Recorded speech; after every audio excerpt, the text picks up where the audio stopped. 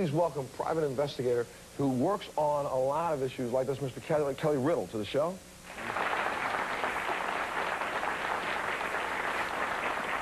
You know, I mean, Kelly, you're taking a listening to these up here, these stories up here, but they're not that obscure.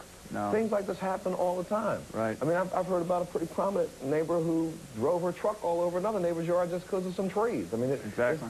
It's just happening. So what do you do? How do you know when you're buying a house or you're moving into property? Should you go through the whole drill of checking out who your neighbors are? Absolutely. I just bought a house back in August, and before I moved in, I did a lot of the same things that should have been done in these situations. You know, check the neighborhood, you know, find out what the crime rate is.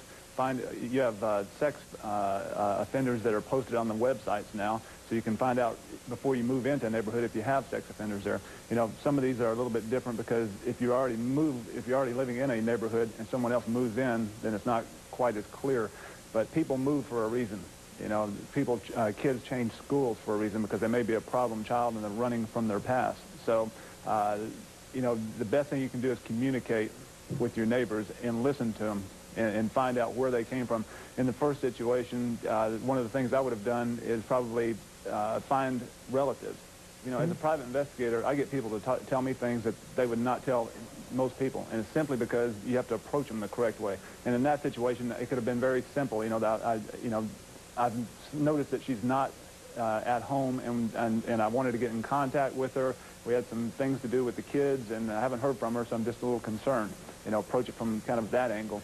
But in this case, they, I think, did everything. We actually have done everything, and we worked with the police night and day, and we did the investigative work for the investigator. So we did do that and took it into our hands. And their case is a little different because I don't think there are that many people out here in this audience can sit here and lie all you want. You know you would not have gone through this extent to save anybody. Because if that was the truth, we'd have a lot of cases in this country solved right now.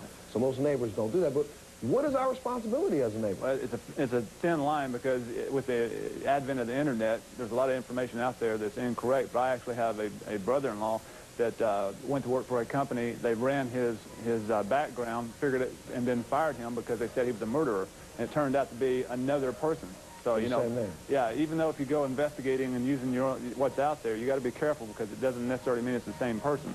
Let me tell you, we'll bring them come back. Maybe you can tell us. I mean, we hear, go up on the internet, check out the neighborhood before you buy the property and you move in. But let's say you move in. Now live there. And here comes a guy who's buying that property 2 doors down. Saw the big truck pull up. It's a weird-looking truck. Now, should I start being concerned, like a busybody neighbor? Should I just mind my own business? Or should I start checking this guy out? Let me know when I come back. We'll take a break. We'll be back right after this.